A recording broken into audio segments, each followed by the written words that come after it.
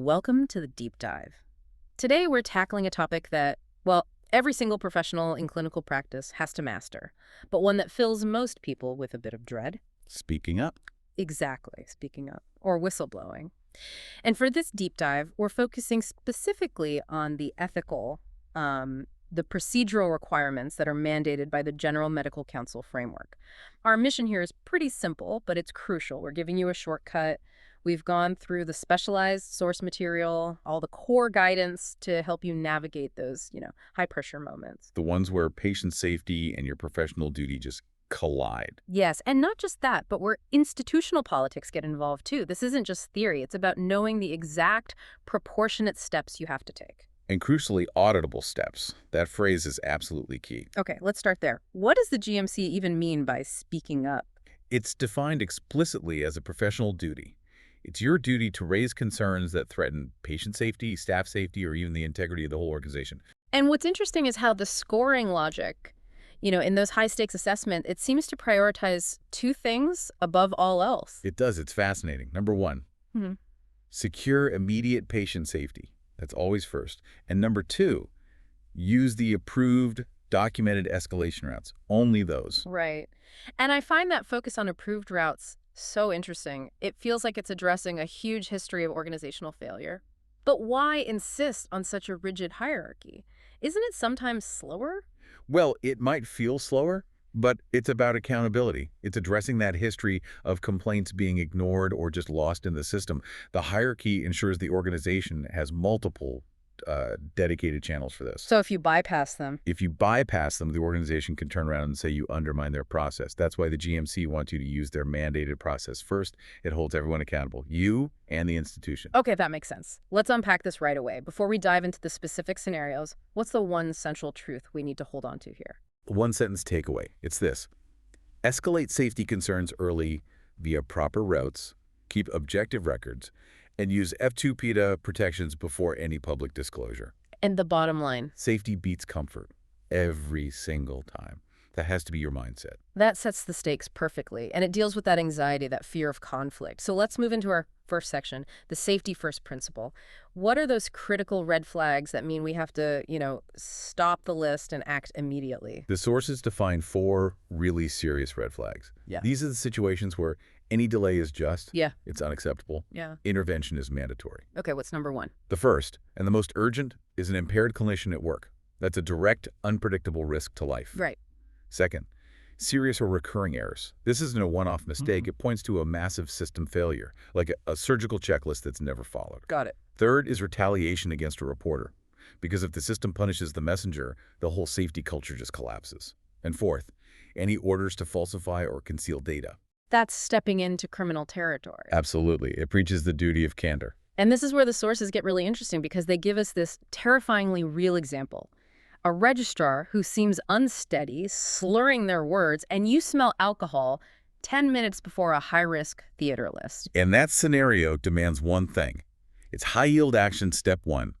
Make safe the immediate risk. It's completely non-negotiable. So you have to stop the list. You have to halt the list, and you inform the duty consultant or a senior manager immediately. The sources are crystal clear on this. Any delay is a profound breach of your duty. You don't wait. You don't confront them in the corridor. I wanted us to pause on the anxiety of that moment because stopping a list, you're delaying surgery, you're disrupting everything, you're creating a conflict with a colleague, maybe a senior one. How does the GMC framework actually protect you in that moment? It protects you because your primary duty is not to the schedule or to your colleague's feelings. It's to the patient. So by stopping the list, you're actually doing your job. You are performing your highest duty. The scoring logic in these scenarios consistently rewards prioritizing patient safety over your own comfort. Once you make the risk safe, you have done the first and the highest scoring action. The organizational headache that follows is a secondary problem. The core principle is just stop the harm. Stop the harm. Then, once that risk is contained, you move from that emergency action into the formal escalation. Fantastic. So that brings us to section 2. Once immediate safety is secure, you have to choose the proper route. You can't just panic. The sources lay out a really clear escalation ladder. What is that standard pathway? It's strictly hierarchical, and you have to follow it unless the whole system is clearly compromised. It starts with your immediate line manager. Or the relevant senior clinician? Yes. If they fail to act, you go to the hospital's governance structure. This usually means using their digital incident reporting system. Like DATIX in the NHS. Exactly. DATIX is the common one. It's the software you use to formally log a concern and manage that risk. Okay, but what if you log it Yeah. and nothing happens? It just disappears into the system. That is when you go to the crucial third step, the Freedom to Speak Up Guardian, or FTSU Guardian. And only after all of that fails do you go external. Precisely. Only if all those internal routes, the senior, the governance system, the FTSU Guardian, fail to resolve it, or the risk is so huge and urgent, do you then go to a regulator, like the CQC or the GMC itself. Let's focus on the FTSU Guardian for a second. I think a lot of junior professionals might not even know who theirs is. What do they do? And why is using them such a high-scoring action? The FTSU Guardian is an independent officer inside the organization.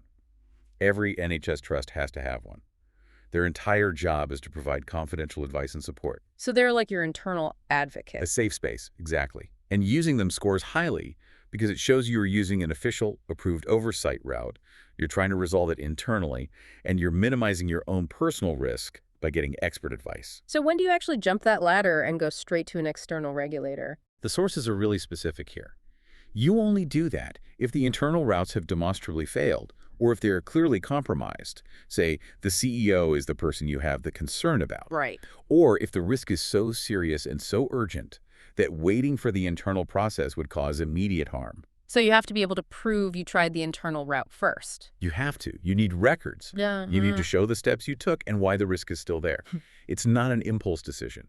It's a documented failure of the internal process. So for the person in that situation, it all boils down to following a very structured approach. We can actually summarize this with a framework, right? The FTSU ladder. Yes, that's a great memory hook. It pushes structure over impulse.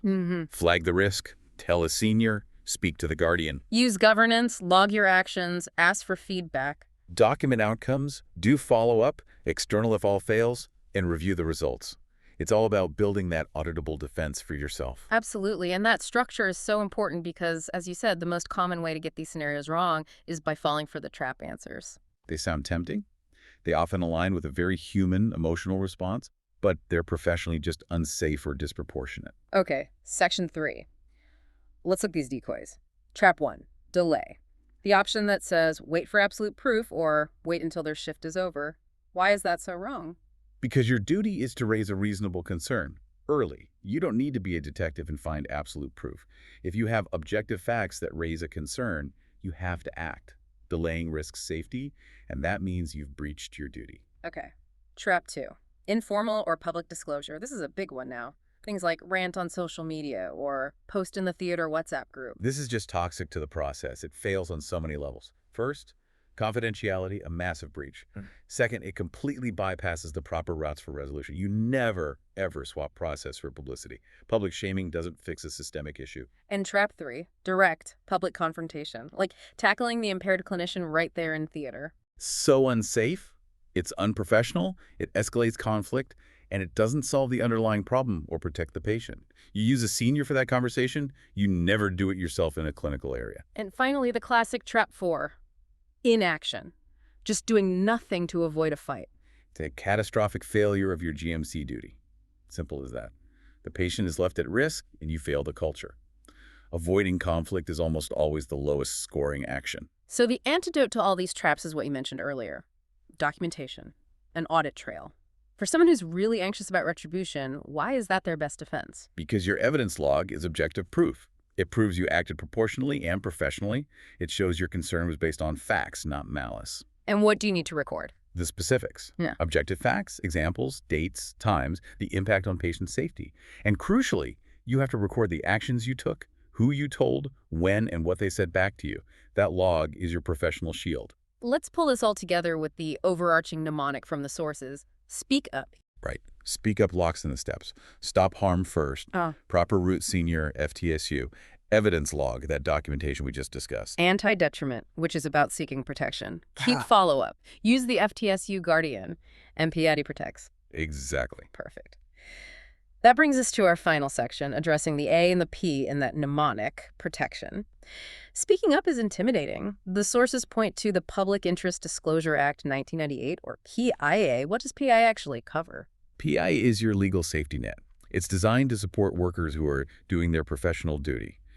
It protects you when you make what's called a qualifying protected disclosure. And what makes a disclosure qualifying? I assume it's not just any old complaint. That's a vital point. It's not. For it to qualify, you must have a reasonable belief that the concern is factual, that it reveals a serious type of wrongdoing, like danger to health and safety, and, crucially, that you're making the disclosure in the public interest. So it's not for personal grievances. No. Complaining about your manager being rude isn't protected. Reporting that unsafe staffing ratios are endangering patients, that is protected.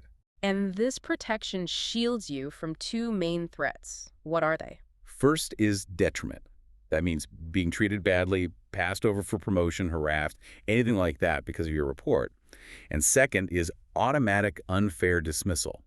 If you're fired for making a qualifying disclosure through the proper channels, that dismissal is automatically unfair in UK law. So when you connect it all, you see these different layers working together. You do. It's really elegant. The GMC sets the ethical duty. The NHS provides the process, the FTSU guardian, the policies, and PIA provides the legal safety net. It all reinforces the organization's duty to protect you from retaliation. That's anti-detriment in action. It transforms it from this vague moral problem into a structured professional obligation, which is so much easier to handle when you're under pressure. Okay, before we wrap up, let's do a quick recap. The 3 highest scoring actions our listener needs to remember. Number 1, if there's an immediate risk, act now to prevent harm. Halt the list, whatever it is. Then immediately escalate to the most relevant senior. Number 2, use the proper structured route. Senior, then governance or DATIX, then the FTSU guardian. Show you're using the system. And number 3, documentation is everything. Log the objective facts, your actions, and the feedback you get. That record is your shield. and the goal is never publicity or confrontation. It's always about safe resolution and creating a learning culture. Absolutely. And that leads to a final thought for you to take away. We know organizations have to protect your confidentiality if you ask for it. You can even raise a concern anonymously. But there's a catch. There's a catch. The sources note that anonymity may limit feedback and follow-up. So here's the question. If your professional duty doesn't end until you know the risk is resolved, how might choosing anonymity, which stops the organization from getting back to you, actually impact your ability to fulfill that core duty? That's a great point to mull over. When does your responsibility truly end? Thank you for joining us on this deep dive into professional duty, safety, and the frameworks that protect us all.